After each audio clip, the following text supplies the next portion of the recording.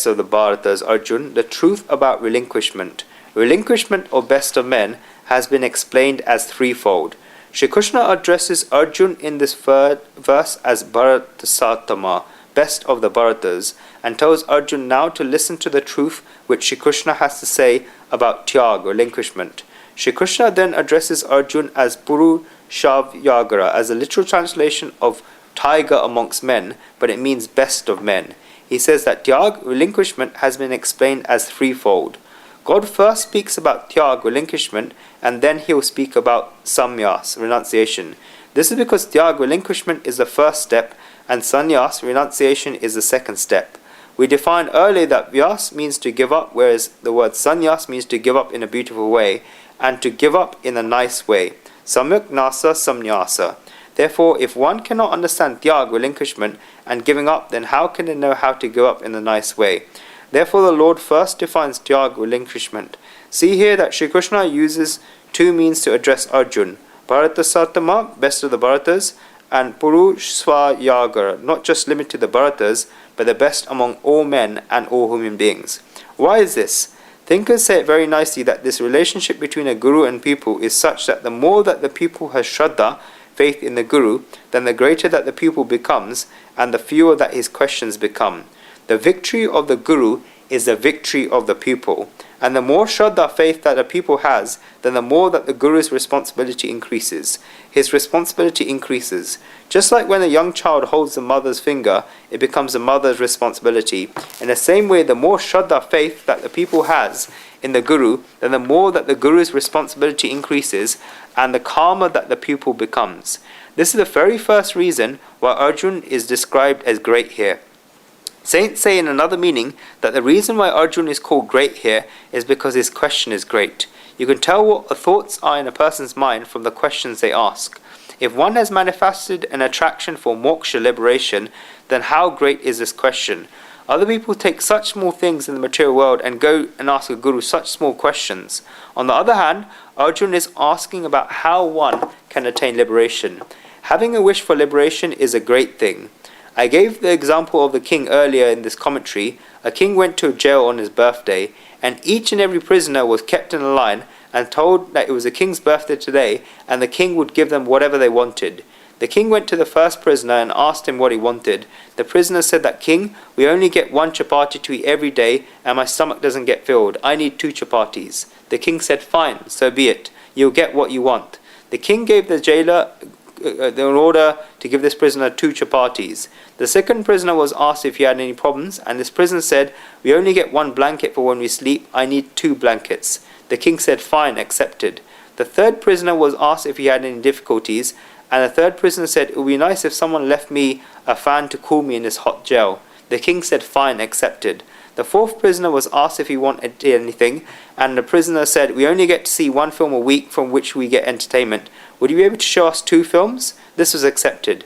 The fifth prisoner was asked if he had a wish, and this prisoner said, "We only get to see our family and relatives 1 hour a week, and this is not enough time to discuss and gossip about society. I need 2 weeks. The king said, "Fine, accepted." One after another, as each and every prisoner came, the king kept saying, "Fine, accepted." The king went and stood next to the last prisoner and asked him what he wanted. The last prisoner said, "King, if you have come out not only to give on your birthday and accepting everybody's wishes, then I'll only ask for one thing for myself: grant me freedom from this prison." The king said, "Fine, accepted." The husband and king of the world, who is the supreme soul, only knows how to say accepted, and he does not know how to say anything else. He keeps saying, "So be it." It depends on what the asker is asking for. Therefore, in the material world, what do you all go in front of God to ask for? We say, "Oh God, give us some wealth." This is what we ask for. We ask for 2 more chapatis. We ask for a few more instruments of happiness. We ask for more relations with our family and our relatives. Out of 1 million people, there must be only one. Manushanam sahasreshu kashit yatata shiddhaye yatai api siddhanam kashin mam vititavata.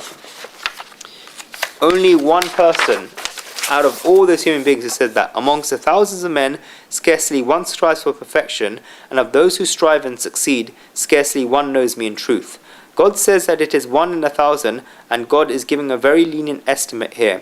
If it were 1 in 1,000, then it would be very good, Perhaps there must be one such person in 1,000,000 who would go in front of God and say, Lord, I do not want anything else apart from you.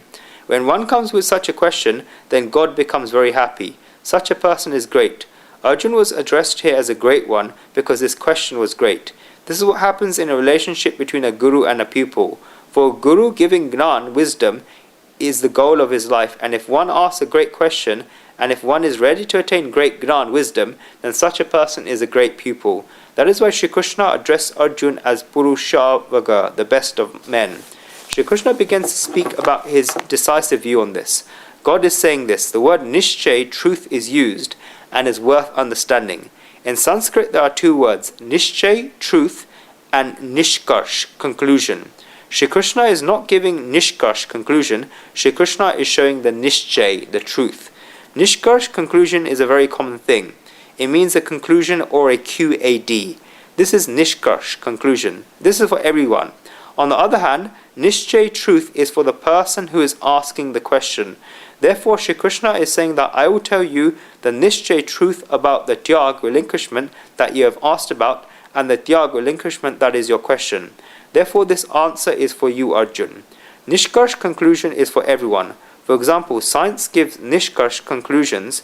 If you read in the books of science, then you will see that they say, after concluding these experiments, we have come to a conclusion. Nishkarsh means conclusion. Dharma does not believe in Nishkarsh, conclusions. Dharma believes in Nishchay, truth.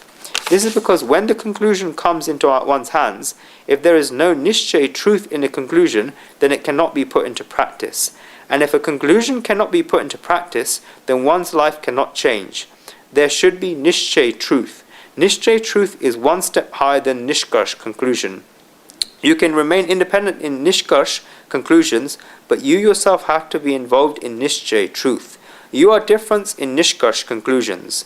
Nishkarsh, conclusions can be of others, but if Nishchay, truth, is of others, then it would be of no use to you, because Nishchay, truth, must always be one's own.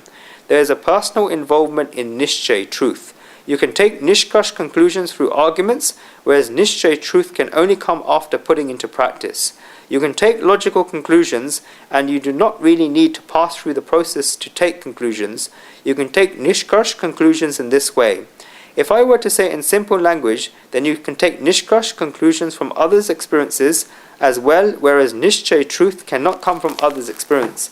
Nishchay, truth, can only come from one's own experience.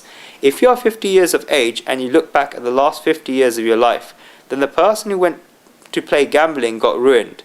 You saw 50 such people in your 50 years of experience that they had wanted some money at the beginning, but at the end they all went bankrupt. But this was the experience of other people. Because it is other people's experiences, there is no guarantee that you will remain free from this thing. You have seen 50 people become ruined because of gambling, yet it is still possible that you may meet somebody who will tell you to come to the club, and that you may be tempted to do so. You had a Nishkarsh, conclusion, and yet you became tempted.